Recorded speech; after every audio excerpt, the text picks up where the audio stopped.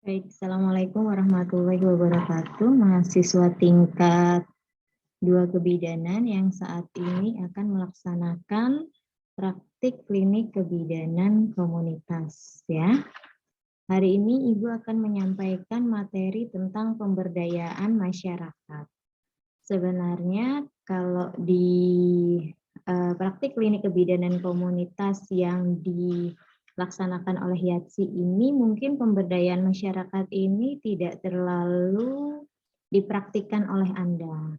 Namun nanti kalau Anda sudah menjadi seorang bidan yang kemudian berperan di masyarakat, maka pemberdayaan masyarakat ini salah satu komponen yang perlu Anda lakukan gitu. Karena setiap program kebidanan ataupun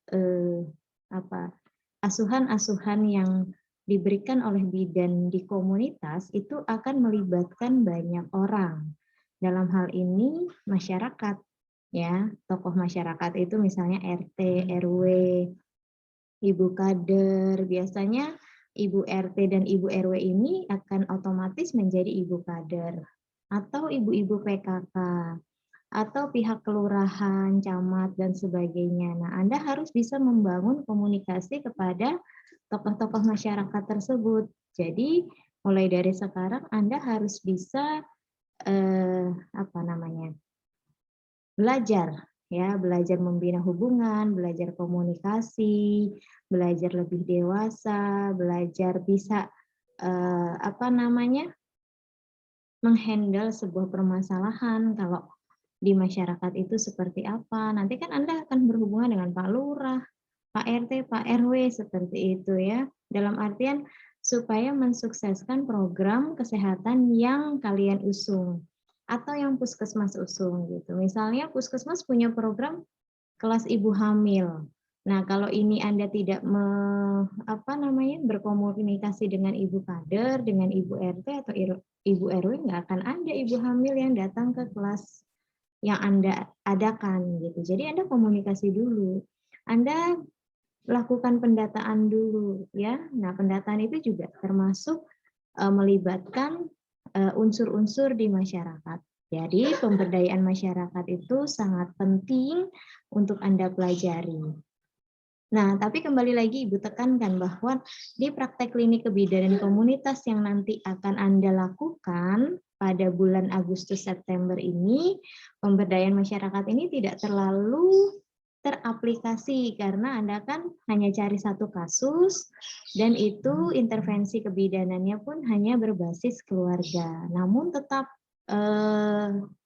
prinsipnya adalah pemberian asuhan kebidanan komunitas, bukan pemberian asuhan kebidanan klinis atau pemberian asuhan kebidanan individu.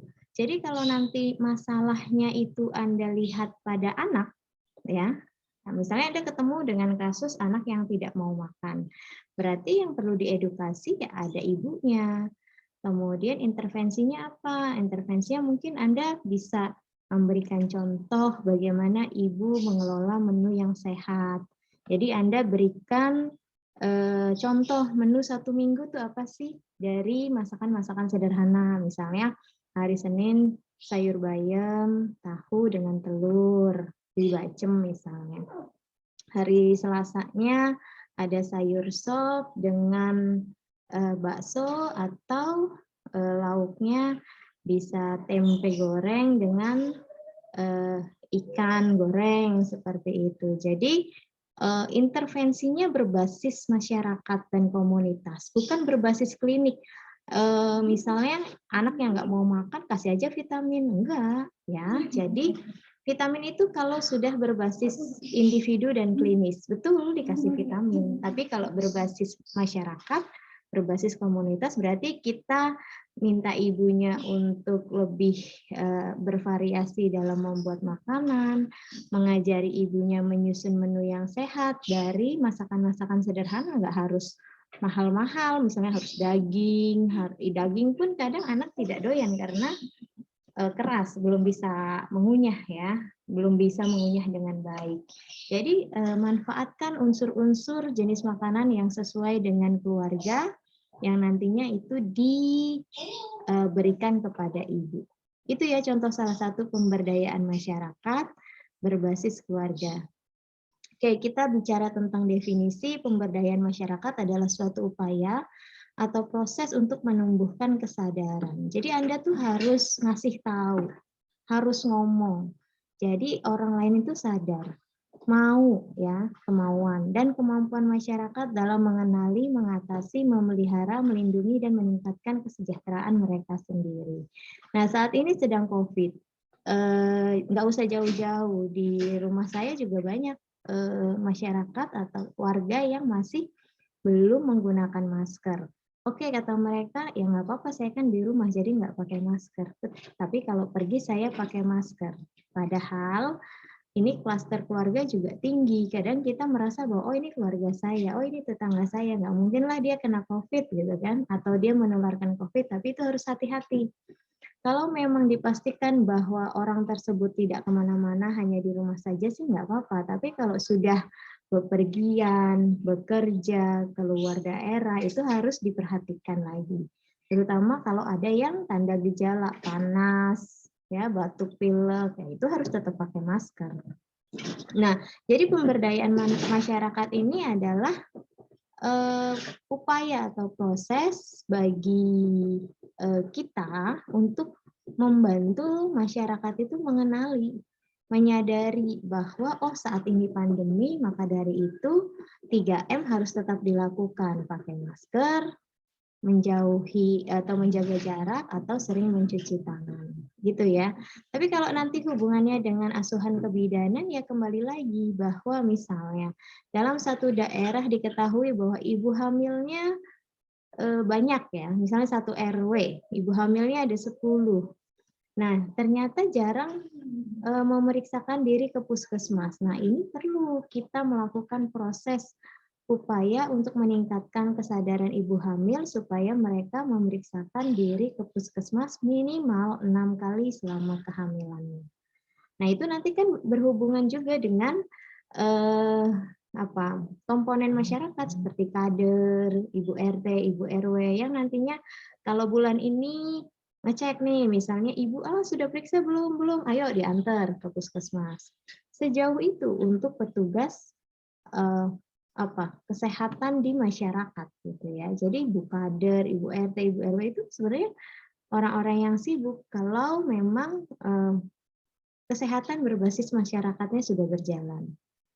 Nah, pemberdayaan masyarakat juga adalah upaya fasilitas yang bersifat non-instruktif guna meningkatkan pengetahuan dan kemampuan masyarakat agar mampu mengidentifikasi masalah, merencanakan dan melakukan pemecahannya dengan memanfaatkan potensi setempat dan fasilitas yang ada, baik dari instansi lintas sektoral maupun LSM, lembaga swadaya masyarakat, dan tokoh masyarakat. Ini contohnya misalnya dulu ya, misalnya bagi masyarakat itu banyak yang belum daftar BPJS. Nah, ini kita juga gimana caranya mengedukasi masyarakat supaya mereka mengikuti BPJS.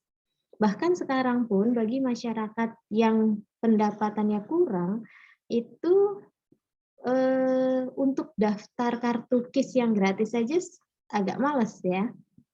Jadi ketemunya kalau nanti sudah sakit, sudah harus masuk ke IGD, terus kemudian nggak punya biaya, itu baru mereka daftar BPJS.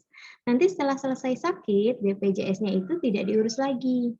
Ya, apalagi yang berbayar kelas 3, kelas 2, kecuali kalau mereka yang sudah termasuk di perusahaan kan itu dibayari perusahaan. Namun yang masyarakat yang dibayari mandiri kalau tidak diikuti oleh kesadaran dari diri sendiri itu biasanya kalau habis sakit ya sudah tidak dibayar. Itu jadi bersifat non-instruktif, bukan kita menyuruh, tapi kita meningkatkan pengetahuan mereka bahwa nanti kalau mereka sakit, mereka akan membutuhkan banyak biaya kalau mereka tidak punya BPJS, gitu ya. Nah, kemudian pemberdayaan masyarakat dalam kesehatan ini ya tadi suatu upaya atau proses untuk menumbuhkan kesadaran, kemampuan dan kemauan masyarakat dalam memelihara dan meningkatkan kesehatan masyarakatnya. Kemudian ciri pemberdayaan masyarakat itu harus Yang pertama harus punya community leader, artinya petugas kesehatan itu melakukan pendekatan pada tokoh masyarakat atau pemimpin terlebih dahulu, misalnya camat, lurah, kepala adat, ustadz, dan sebagainya. Baru nanti ada community organization, misalnya bergabung pada organisasi seperti PKK, Karang Taruna, Majelis Taklim, dan lainnya yang merupakan potensi yang dapat dijadikan mitra kerja dalam upaya pemberdayaan masyarakat. Sebentar ya. Kemudian ada juga community fund ya. Jadi ada dana sehat atau jaminan pemeliharaan kesehatan masyarakat yang dikembangkan dengan prinsip gotong royong sebagai salah satu prinsip pemberdayaan masyarakat. Namun sekarang sudah ada BPJS, ini juga bisa membantu. Atau misalnya kalau di RT itu ada kas RT, setiap bulan misalnya ditarik 20.000 per kepala keluarga. Jadi nanti dikumpulkan, misalnya satu RT ada 100 orang, berarti kan setiap bulan sekitar 20.000 kali 100 berarti 2 jutaan ya. Nanti kalau dananya terkumpul itu bisa digunakan untuk kalau ada orang yang sakit, ada orang yang butuh bantuan, misalnya entah itu meninggal dunia atau misalnya membutuhkan makanan yang sehat, itu bisa diambil dari situ. Kemudian selain ketiga ciri ini ada juga community material di mana setiap daerah memiliki potensi tersendiri yang dapat digunakan untuk memfasilitasi kesehatan. Misalnya desa dekat kali dia menghasilkan pasir yang memiliki potensi untuk melakukan pengerasan jalan untuk memudahkan akses ke puskesmas. Atau misalnya desa di laut berarti kan dia dekat dengan sumber daya makanan protein yang tinggi, harusnya anaknya sehat-sehat dan pintar-pintar karena dengan konsumsi ikan dan sumber daya laut itu memiliki tingkat DHA yang baik sekali. Atau misalnya daerah yang dekat dengan pabrik nih, perlu diperhatikan bagaimana tingkat polusinya. Jadi community material ini tidak selalu yang menguntungkan dan memiliki potensi. Potensi yang baik dan potensi yang buruk. Misalnya ada suatu komunitas atau suatu daerah yang dekat dengan pabrik yang mengeluarkan limbah berupa asap. Nah, itu berarti kemungkinan ISPA-nya juga tinggi. Berarti kita harus berkomunikasi kepada para tokoh masyarakat, Pak RT, Pak RW, dan Pak Lurah untuk mengkomunikasikan kepada pemilik perusahaan. Harus ada kompensasi dari mereka supaya masyarakat di sini gimana nih kalau mereka kena ISPA akibat limbah yang telah dikeluarkan.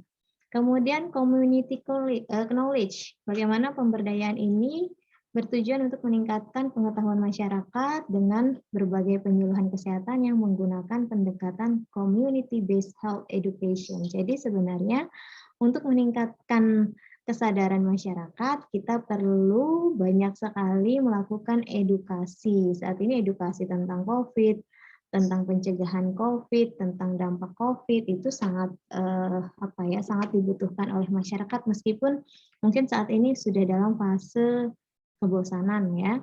Namun tetap harus diingatkan terus karena kalau nanti jatuhnya kena COVID akan yang repot juga masyarakat sekitar. Kemudian community teknologi, di mana ada teknologi sederhana di komunitas yang dapat digunakan untuk pengembangan program kesehatan.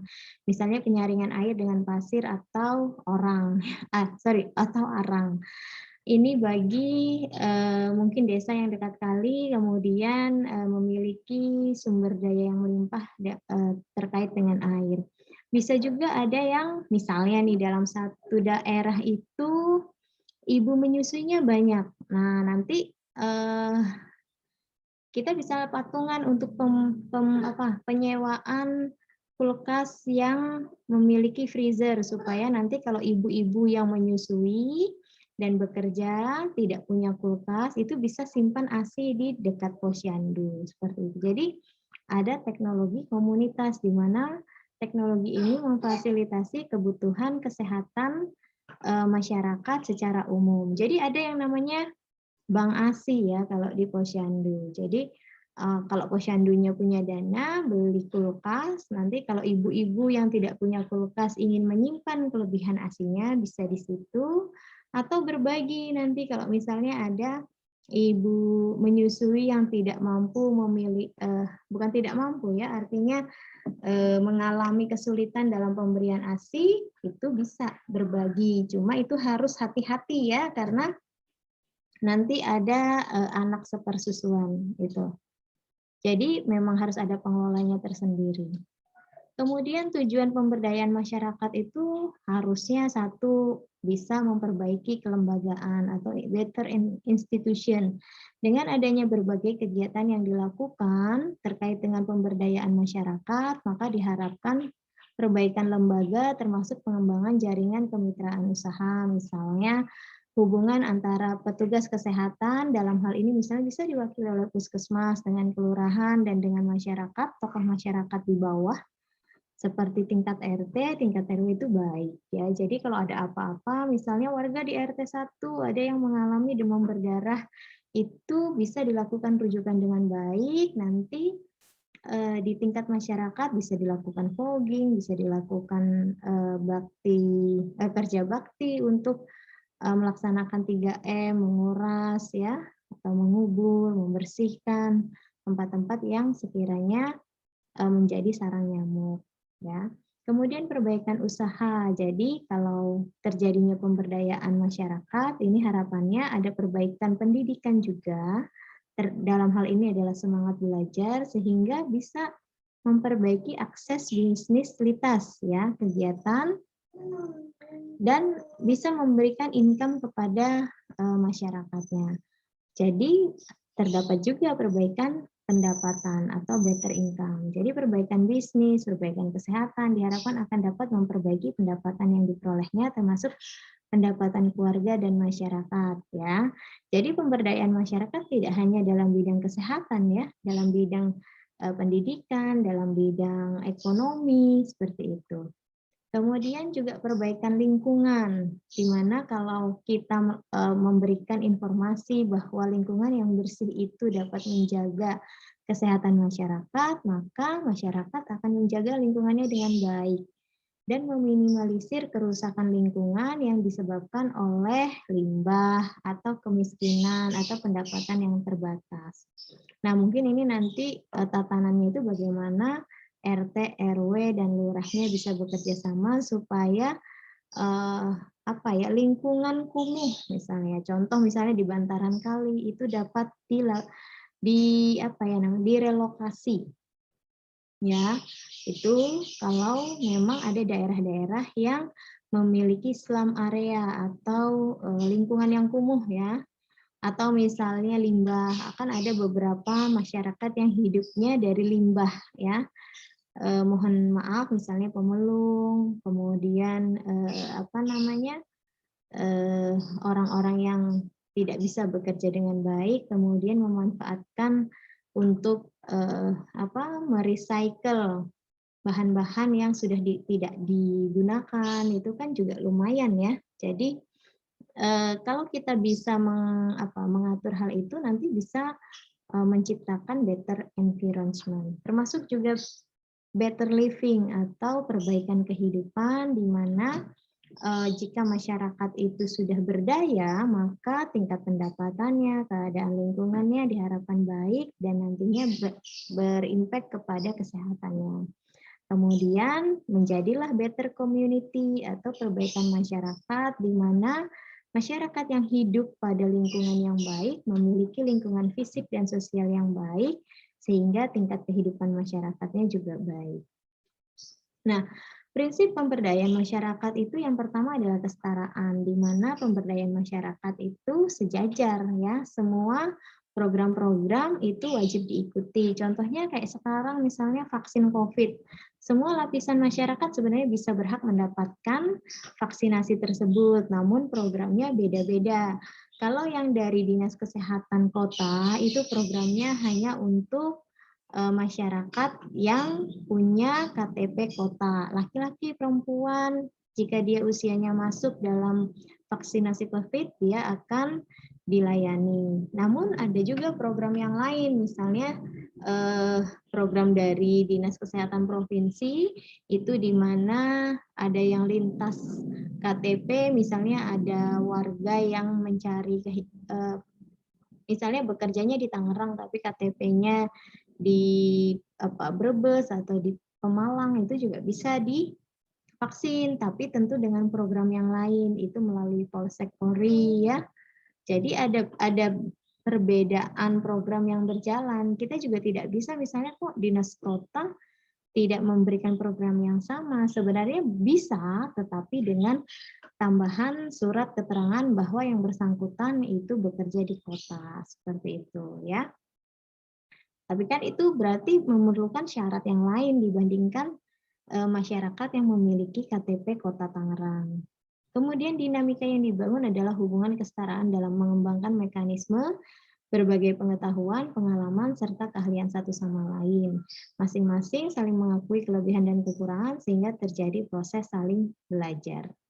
Kemudian adanya partisipasi, jadi program pemberdayaan masyarakat ini harus dapat menstimulasi kemandirian masyarakat. Jadi sifatnya partisipatif, direncanakan, dilaksanakan, diawasi dan dievaluasi oleh masyarakat. Contoh misalnya Posyandu, sayangnya di daerah Tangerang ini sekarang masih zona merah sehingga Posyandu ini tidak bisa dilaksanakan dengan baik ya. Jadi di stop dulu. Jadi kadernya melakukan kunjungan rumah untuk mengevaluasi balita, anak-anak, ataupun ibu hamil yang belum mampu untuk periksa di posyandu atau periksa di puskesmas. Namun pada sampai tingkat tertentu itu perlu waktu dan proses pendampingan yang melibatkan pendamping yang berkomitmen tinggi terhadap pemberdayaan masyarakat. Jadi kalau posyandu ini bisa berjalan, itu misalnya ya, posyandu di RW 7 dilakukan setiap minggu pertama setiap bulannya. Nah, itu masyarakat sudah tahu bahwa setiap bulannya itu hari Senin. Senin minggu pertama bulan Agustus berarti ada posyandu. Nah, kalau masyarakatnya sadar, dia akan berpartisipatif ya. Kemudian ibu kadernya akan menginfokan, besok ada posyandu ya jam 9 di mana gitu, misalnya ada beberapa yang sudah punya tempat posyandu, ada yang menggunakan lokasi misalnya di rumah ibu RW atau di rumah ibu RT. Setelah dilaksanakan, diawasi dan dievaluasi oleh masyarakat. Apakah ada misalnya masyarakat yang tidak datang ke posyandu atau yang belum mendapatkan manfaat, itu perlu dicek kembali. Kemudian prinsip selanjutnya adalah keswadayaan. Jadi menghargai dan mengedepankan kemampuan masyarakat daripada bantuan pihak lain. Sebenarnya sifatnya swadaya itu dari masyarakat dan untuk masyarakat. Kita nggak bisa memandang, oh masyarakat ini orangnya miskin. Tidak boleh. Sebenarnya masyarakat ini memiliki kemampuan yang sedikit. Maka dari itu kita perlu melakukan pemberdayaan. Apa nih yang bisa dilakukan oleh masyarakat yang misalnya dalam hal ekonomi tidak terlalu mampu, tetapi kan dari segi tenaga, dari segi motivasi mungkin mereka akan lebih bisa dimanfaatkan, lebih bisa berpartisipasi dalam program-program kesehatan yang sudah kita susun. Kemudian keberlanjutan, ini juga program pemberdayaan yang perlu dirancang untuk keberlanjutan. Jadi jangan cuma sekali programnya berjalan sudah selesai. Namun bagaimana program itu dapat dilaksanakan oleh masyarakat sendiri tanpa didampingi oleh petugas kesehatan. Jadi yang perlu bekerja keras itu awalnya adalah peran pendamping dibandingkan masyarakat sendiri. Tapi lama-kelamaan peran pendamping ini akan berkurang, bahkan dihapus karena masyarakat sudah mampu mengelola kegiatannya sendiri. Jadi nanti endingnya adalah tadi untuk masyarakat dan dari masyarakat. Gitu, ya. Nah, setelah tadi tentang prinsip pemberdayaan, kita masuk ke tahapan pemberdayaan masyarakat. Yang pertama kita lakukan adalah persiapan, di mana kita memberikan edukasi kepada petugas-petugas kesehatan, petugas yang bekerja di masyarakat itu untuk menyiapkan lapangannya ya, untuk menyiapkan tugasnya. Kemudian ini bukan penyimpangan ya, penyiapan tenaga pemberdayaan masyarakat yang bisa dilakukan oleh community worker. Dalam hal ini bisa kader, bisa Pak RT, bisa Pak RW ya. Kedua, penyiapan lapangan yang pada dasarnya diusahakan dilakukan secara non-direktif. Kemudian selanjutnya adalah pengkajian, yaitu kita melihat secara individu melalui kelompok-kelompok masyarakat, mengidentifikasi masalah kebutuhan apa yang diperlukan oleh masyarakat, termasuk juga sumber daya yang dimiliki oleh klien. Contoh misalnya kalau sekarang masyarakat harus pakai masker. Nah, masker itu kalau yang beli satuan saja 2.000. Sehari 2.000 untuk masker itu kan lumayan. Maka dari itu dikembangkanlah misalnya masker kain. Masker kain juga kan misalnya kan idealnya harusnya 4 jam ya, tapi kalau di masyarakat umum tuh kadang sehari sekali pakai. Berarti dia harus punya 6. Dalam satu keluarga misalnya ada 3 bapak, ibu, anak. Berarti dia harus punya 18 minimal. Nah, kebayang dong, padahal kebutuhan masker di masyarakat ini cukup tinggi, ya. Jadi kita nggak bisa juga sih nyalahin masyarakat, kok kamu nggak pakai masker gitu ya. Padahal siapa tahu dia untuk beli masker yang 2.000-an sayang duitnya bisa buat makan, sedangkan dia masker kain juga tidak punya sebanyak 16 gitu ya, atau 18. Atau misalnya punyanya 6. Sehari pakai, sehari cuci, sehari pakai, sehari cuci. Ya, itu berarti harus rajin masyarakatnya ya, harus rajin ibunya gitu. Tapi kalau lagi males gimana? Itu kadang bisa jadi satu masker itu bisa beberapa kali pakai begitu. Kemudian tahapan selanjutnya adalah perencanaan program atau kegiatan. Pada tahapan ini petugas sebagai agen perubahan, exchange agent, secara partisipatif mencoba melibatkan warga untuk berpikir tentang masalah yang mereka hadapi dan bagaimana cara mengatasinya. Dan dalam konteks ini, masyarakat juga diharapkan memikirkan beberapa alternatif program dan kegiatan yang dapat dilakukan. Nah, misalnya tadi, seperti misalnya kalau ada masyarakat yang positif, nah warganya ini ngapain? Kan idealnya warga membantu memberikan kebutuhan makan, atau kalau misalnya mereka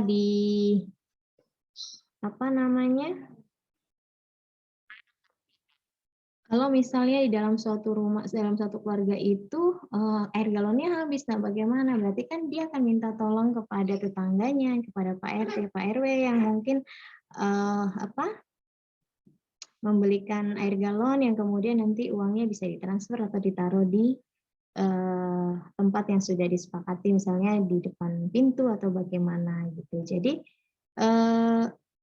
partisipasi melibatkan warga untuk berpikir kalau misalnya ada warganya yang positif COVID, ada warganya yang hamil, kemudian bersalinnya seperti apa. Maksudnya bersalinnya seperti apa itu, apakah mereka punya BPJS? Kalau BPJS kan berarti sudah clear, ada di klinik pertama, kemudian kalau tidak bisa diatasi, nanti bisa dirujuk ke rumah sakit. Tapi kalau dia nggak punya BPJS, atau dia secara umum memiliki tingkat ekonomi yang rendah dan tidak tahu harus bagaimana. Ya, jadi harus melibatkan kerjasama dengan bidan sekitar untuk membantu proses persalinan si ibu ini. Kalau dia nggak bisa bayar, kemudian gimana? Apa yang dilakukan oleh masyarakat? Apa yang dilakukan oleh suami dan ibunya langsung? Gitu. Jadi perencanaan program atau kegiatan ini perlu melibatkan masyarakat untuk berpikir nih kalau begini harus diapain gitu ya. Selanjutnya performalisasi rencana. Pada tahapan ini agen perubahan membantu masing-masing kelompok untuk merumuskan dan menentukan program serta kegiatan apa saja yang akan mereka lakukan untuk mengatasi permasalahan yang ada. Kemudian petugas membantu memformalisasikan gagasan mereka ke dalam bentuk tertulis, terutama bila ada kaitannya dengan pembuatan proposal kepada penyandang dana. Ini misalnya kalau ada misalnya mau mengadakan pembagian masker kepada masyarakat ya, kemudian perlu ada proposal yang siapa tahu nanti perusahaan mau nyumbang gitu ya. untuk masker, untuk cairan desinfektan. Nah, itu bisa para pendamping itu mendampingi masyarakat untuk melakukan pembuatan proposal yang bisa diajukan kepada beberapa perusahaan yang bisa memberikan donasi baik itu secara dana maupun secara benda. Selanjutnya adalah implementasi, di mana program pemberdayaan masyarakat ini melakukan pemberdayaan peran masyarakat sebagai kader yang dapat bekerja sama selama program ini berjalan. Jadi program ini berjalan itu harus didukung, harus dikerjakan sama-sama gitu. Kerjasama antara petugas dan masyarakat merupakan hal penting dalam tahapan ini karena terkadang sesuatu yang sudah direncanakan dengan baik melenceng saat di lapangan. Contoh vaksinasi. Jadi puskesmas itu bekerja sama dengan orang-orang kelurahan untuk melaksanakan vaksinasi. Contoh misalnya, kita melaksanakan vaksinasi di mana? Di kelurahan. Tempat duduknya, areanya disiapkan oleh orang kelurahan. Orang kelurahan nanti kerjasama dengan Pak RW, Pak RT untuk mendata, untuk melakukan edukasi. Ayo kita harus vaksin segala macam. Itu target sasarannya, misalnya kata puskesmas, saya butuh 500 ya. Nah, Pak RT, Pak RW ini harus cari orang-orang yang belum vaksin sebanyak 500 orang. Nah, nanti yang memvaksinasi adalah petugas kesehatan, ditensi dulu, di screening, kemudian divaksin, lalu diedukasi. Jadi itu proses implementasi harus ada kerjasama antara petugas dan masyarakat, ya. Kemudian dievaluasi prosesnya, ada pengawasan dari warga, dan petugas program pemberdayaan masyarakat yang sedang berjalan sebaiknya dilakukan dengan melibatkan warga. Dengan keterlibatan warga tersebut diharapkan jangka waktu pendek biasanya membentuk suatu sistem komunitas untuk pengawasan secara internal dan untuk jangka panjang dapat membangun komunikasi masyarakat yang lebih mendirikan dan memanfaatkan sumber daya yang ada. Waktu pelaksanaan vaksinasi COVID ini pernah ada yang protes, kenapa saya disuntik vaksin yang sudah ada di Squid gitu ya. Kenapa saya nggak lihat dari mulai Squid itu dibuka ya, kan Squidnya ketahuan baru, kemudian mengambil vaksinnya gitu. Namun, nah ini perlu dijelaskan juga kepada masyarakat bahwa ketika target sasaran bisa 500 sampai 1.000 orang itu kan perlu waktu, sedangkan vaksinatornya misalnya cuma 2 atau 3. Nanti kalau dia tidak menyiapkan di awal itu nanti keteter. Jadi harus dikomunikasikan dengan baik ketika petugas kesehatan melakukan penyiapan vaksinasi, tapi tidak boleh terlalu lama karena curiganya nanti ini vaksinnya jangan-jangan vaksin kemarin atau vaksinnya jangan-jangan sudah tidak efektif lagi karena sudah terpapar dengan panas seperti itu. Nah, ini yang perlu dijelaskan yang perlu dilakukan oleh petugas kesehatan, di mana pada saat mereka menyiapkan vaksin dalam suite itu jangan terlalu lama dengan proses penyuntikan seperti itu. Ya, jadi ini perlu ada kerjasama dan pengertian antara kedua belah pihak, antara petugas dan masyarakat. Selanjutnya terminasi, di mana ada tahapan pemutusan hubungan secara formal dengan komunitas sasaran. Dalam tahap ini diharapkan proyek harus segera berhenti. Ini mungkin kalau sudah terjadi imunisasi yang pencapaiannya sudah 100%. Nah, kemudian proses pemberdayaan masyarakat sendiri itu menekankan pada proses memberikan atau mengalihkan sebagian kekuasaan atau kemampuan kepada masyarakat agar individu lebih berdaya. Jadi yang tadinya masyarakat nggak paham tentang protokol kesehatan, yang paham hanya petugas kesehatan. Nah, ini perlu dibagi pengetahuannya. Jadi jangan yang selamat itu yang petugas kesehatan saja, tapi masyarakatnya pada terpapar COVID. Kalau bisa semuanya itu menjaga protokol kesehatan, sehingga tadi ada proses pemberian atau pengalihan sebagian kekuatan atau kemampuan kepada masyarakat. Proses pemberdayaan yang menekankan pada proses stimulasi, mendorong atau memotivasi individu agar memiliki kemampuan atau keberdayaan untuk menentukan apa yang menjadi pilihan hidupnya melalui proses dialog. Artinya apa? Ketika masyarakat tidak melakukan protokol kesehatan, maka dia akan memiliki resiko terpapar COVID. Kalau terpapar COVID, maka apa yang akan terjadi itu menjadi pilihan hidupnya, ya nggak? Nah, itu perlu harus diberi informasi kepada masyarakat. Sehingga dari sini kita bisa melakukan pengecekan terhadap indikator hasil pemberdayaan masyarakat. Jadi kita lihat input dulu, sumber daya manusianya bisa tokoh, pemimpin masyarakat, baik tokoh formal maupun informal. Tokoh formal ya bisa lurah, camat ya, kemudian RT, RW, informal itu bisa kader atau tokoh masyarakat yang disegani, tokoh agama, ketua adat, dan sebagainya. Input juga bisa berarti besarnya dana yang digunakan, apakah itu kontribusi dari masyarakat atau dari bantuan dari luar. Kemudian bahan-bahan atau alat-alat yang digunakan untuk mendukung kegiatan pemberdayaan masyarakat tersebut. Kemudian prosesnya, apakah pendidikan kesehatan yang dilaksanakan, berapa kali, kemudian jenis pelatihannya seperti apa, kemudian jumlah tokoh masyarakat atau kader yang dilatih sebagai motivator, kemudian pertemuan-pertemuan masyarakat dalam rangka perencanaan dan pengambilan keputusan. Kemudian ada output nih, jumlah dan jenis UKBM, upaya kesehatan yang bersumber daya pada masyarakat. Misalnya berapa posyandu yang terbentuk, berapa polindes, berapa pos obat desa, dana sehatnya berapa. Kemudian jumlah orang atau anggota masyarakat yang telah meningkat pengetahuan dan perilakunya tentang kesehatan. Kemudian jumlah anggota keluarga yang memiliki usaha untuk meningkatkan pendapatan keluarga dan meningkatkan fasilitas-fasilitas umum di masyarakat. Ini contoh hasil pemberdayaan masyarakat. Outputnya itu kalau misalnya kita melihat bahwa pemberdayaan masyarakat yang kita lakukan itu berhasil, berarti posyandunya jalan terus tiap bulan. Polindesnya juga berjalan, ada bidannya, ada pasien ibu hamilnya, gitu ya. Kemudian banyak warga masyarakat yang memiliki pendapatan ya itu. Kemudian outcome-nya berarti menurunnya angka kesakitan di dalam masyarakat, berarti jarang yang sakit di masyarakat tersebut.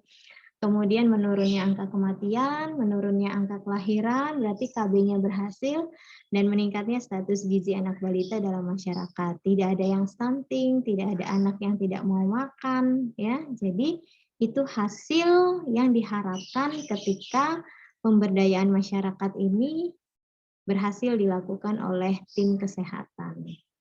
Oke, demikian penjelasan dari saya. Mohon maaf atas segala kekurangan. Intinya ketika kita di masyarakat itu adalah proses berbagi ya. Jadi kita tidak, karena untuk merubah perilaku masyarakat itu sulit. Tidak hanya diedukasi kemudian iya. Nanti kan kalian punya bapak yang merokok, nah kalian edukasi bapak untuk tidak merokok itu berapa lama? Ya udah dikasih tahu Pak jangan merokok, nanti jantungan, nanti stroke, nanti bisa kena penyakit paru-paru dan sebagainya. Nah itu juga belum tentu bisa membuat bapak menjadi berhenti merokok ya, karena tadi merubah perilaku itu perlu waktu, perlu usaha. Namun tetap kita sebagai tenaga kesehatan perlu adanya upaya dan belajar bagaimana melakukan proses pemberdayaan masyarakat. Ya, oke dari saya sekian. Terima kasih. Aplikasinya untuk praktek kebidanan komunitas nanti mungkin pemberdayaan masyarakat ini belum terlalu terlihat. Namun Anda perlu memberdayakan keluarga pada kasus-kasus yang Anda temui nanti ya. Misalnya kalau ibu hamil berarti yang harus diberdayakan suami. Kalau ketemunya anak yang harus diberdayakan itu bapak ibu. Kalau yang ketemunya remaja berarti yang harus diberdayakan juga mungkin teman sebaya ya, peer review atau peer group. Nah, itu kan jadi kalau remaja putri, kalau saya mens itu nggak pernah dicuci pembalutnya, itu kan kata temennya. Oh berarti teman gue nggak pernah dicuci, jadi ngapain gue dicuci. Nah, itu bisa jadi mempengaruhi peer group teman sebaya, teman sesama. Berarti yang perlu diintervensi bukan hanya remajanya, tapi teman-temannya juga. Jadi kelompok remaja. Oke, itu contoh dari pemberdayaan yang bisa kalian aplikasikan nanti di praktek klinik kebidanan komunitas. Demikian dari saya, terima kasih. Wassalamualaikum warahmatullahi wabarakatuh.